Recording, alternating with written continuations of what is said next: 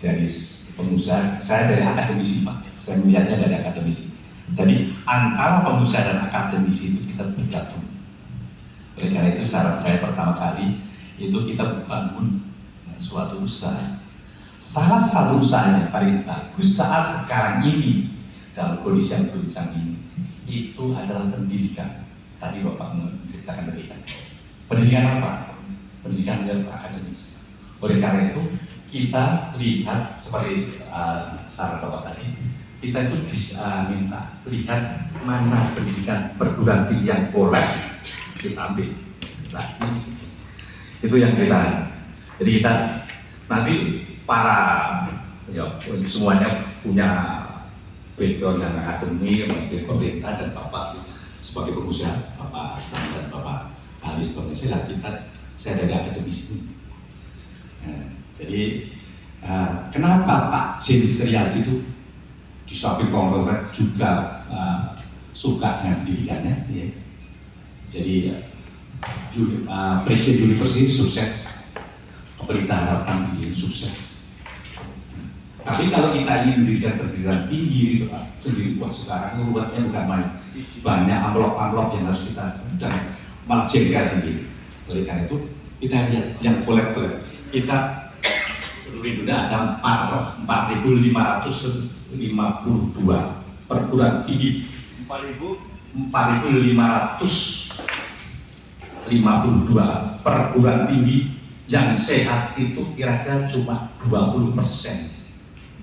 Sehat bener-bener, yang lain-lainnya kolek ya setengah-setengah jalan nggak jelas. Karena itu ini makanya ini kita gabung lagi. Sebagai pengusaha bahwa punya anggaran, punya dana, kami sebagai akademi punya ilmu dan nanti teman-teman kita bisa sharing bersama-sama. Oke. Sebelum kita lanjutkan, kita mau bacakan pantun. Nanti Bapak Ibu sekarang kemauan apa? Cakepnya. Jadi ini pantun pertama, jalan-jalan ke kota Medan. Beli kain ke pasar ikan dengan harga yang wajar. Dolar naik bikin kita. Tapi diskusi dengan dokter dan juragan, insya Allah kita bisa berjalan lancar. Kita punya ilmu, Bapak punya anggaran buat duit dan kita berjalan bersama-sama. Dan ini semuanya sudah siap. Saya mendatangkan ini sudah siap, punya keilmuan sendiri-sendiri. Pantun kedua adalah buah manggis, buah kedondong. Anaknya raja pergi berperang, rupiah melemah bikin pusing dan bengong. Pengusaha dan dokter berembuk bisa jadi peluang. Ini kita lanjutkan lah. Jadi gini, Bapak sekalian, kalau kita bicara tadi Indonesia hari ini sedang tidak baik-baik saja. Apa sih Indonesia sedang tidak baik-baik saja? Ya. Sebelum kita bicara lebih lanjut soal obor, kita melihat obor. Jadi one belt one road nanti akan lebih tegas oleh Pak Hasan yang juga sebagai pengusaha yang sukses yang pernah jadi kadin dan dekat dengan pemerintahan lah gitu. Jadi kita harus melihat dulu apa sih gitu. Karena kita percuma bicara supra dunia kalau dapur kita sendiri sedang goyang, kondisi kita sedang goyang. Bayangkan kalau sekarang boleh di pabrik Pak Prabowo bisa ini itu segala macam, tapi kondisi kita sedang goyang. Ini jujur saja Indonesia saat ini hari ini sedang tidak baik-baik saja, tidak baik-baik saja. Ya. Karena apa? Pertanyaannya apa? Bisa karena Bu Jur sama Pak Pendeta tadi pengusaha yang bagus Pak. Ini punya rumah sakit yang banyak dan jalan-jalannya ke Eropa. Ini sudah beli tiket tapi karena dolarnya naik katanya. Tapi nggak masalah karena dia. Ya. Oleh karena itu pertanyaan yang disampaikan, what is the indicator? Indikator apa sih? Apa sih indikator? Kok Indonesia tidak baik-baik saja? Ya. Ini dari segi akademik, dari pengusaha beda. Dari Pak Ali sama Pak Hasan bisa. Jadi salah satu indikator pertama adalah ya, lihat nilai tukar dolar terhadap rupiah itu berapa itu? 18.045 hari Kamis kemarin. Itu suatu nilai tukar yang sangat luar biasa sejak pemerintah Indonesia itu berdiri sejak tahun Soekarno sampai sekarang. Biasanya Pak Harto dulu antara 6.000 sampai 10.000, terakhir 15.000 mau turun. Ini 18.000 sudah mengagetkan. Ini dari segi kata. Ya. Jadi setiap pagi kan Pak pengusaha itu ya, teman-teman yang ada yang dari Taiwan itu deg-degan. Kalau Bapak kalau sudah mapan kan luar biasa, dan Pak Pandita sama Bu Dio sudah mapan nggak masalah. Deg-degan. Jadi importir bahan bakunya jadi importir. Katanya importir kita. Terus harga kedelai naik, akhirnya tempe tahu ikut naik. Kedelai sudah naik, banyak sekali. Ya. Kemudian utang luar negeri swasta, ya, yang merasakan kalau pengusaha swasta, dan BUMN yang jatuh temponya bunganya semakin sedikit. Sekarang sedikit sekali. Kemarin teman kita dari Taiwan, saya Thailand. Saya tanya, kok begitu? Malah baiknya. Buat karena itu Prof, apa yang harus kita buat? I'm confusing pada saat sekarang. Bukan ini. Nah kalau yang biasa-biasa itu yang makan pegawai negeri itu tadi mantap makan tabungan tetap nggak masalah, tapi yang pengusaha. Tapi untuk Pak Hasan sama Pak Ali nggak masalah.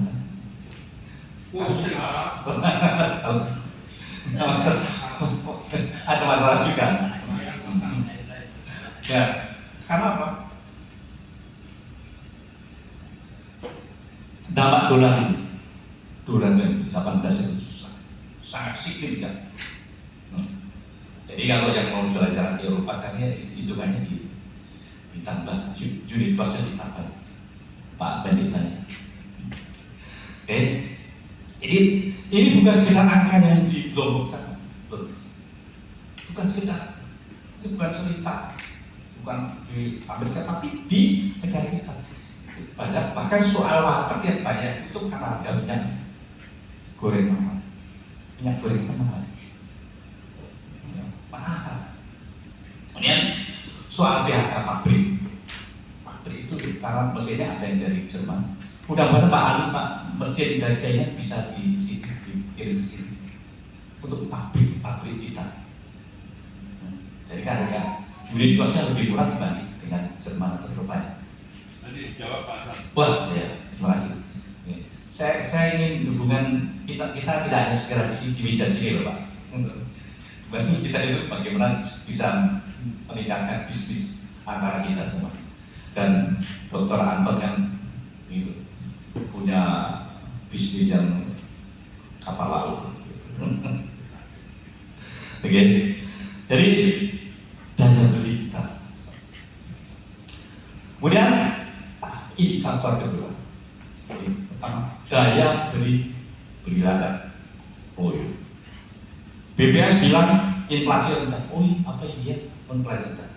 Coba tanya dulu di pasar itu kalau mau belanja itu. Uang 50.000 dapat apa? Uang 50.000 dapat apa? Cabai bawang tentu habis. Padahal 50.000 itu di desa kan, di kampung saya, di pelosok saya sudah besar sekali. Bagi orang yang nggak masalah. Karena ada guru honorer yang siap bulan gajinya cuma 200.000 lah, kalau untuk belanja 4 hari itu habis. Jadi indikatornya itu.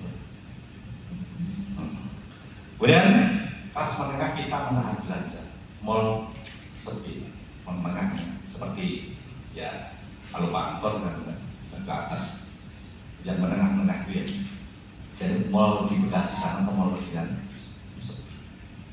Karena menang. Dan UMKM, cash flow-nya seret.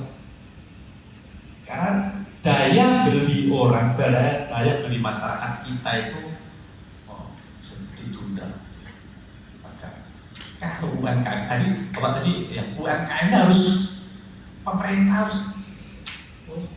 harus mendorong, menciptakan, bukan UMKM, bukan ibarat ya kita beri pancing, bukan beli uang. Kalau beli pancing bisa makan ikan seumur hidup, kalau beli ikan sekali habis. Jadi seharusnya pemerintah seperti itu nanti mau jadi pengusaha ya harus lebih banyak bergerak supaya UMKM kita berjalan dengan baik. Nah, indikator yang ketiga adalah kepercayaan publik goyang. Seperti Pak Ali tadi ya bicara. Kalau kasus korupsi masih jadi langganan berita. Kemarin dada-dadanya sama Silvi Karim ditangkap. Betapa sedihnya kalau pejabat negara pemerintah yang diberikan kepercayaan oleh rakyat melalui presiden terus korupsi. Dan korupsi. Maka saya ingat pidatonya Zulhomzi, Perdana Menteri China pertama kali tahun 1998, dia mengatakan berikan saya 100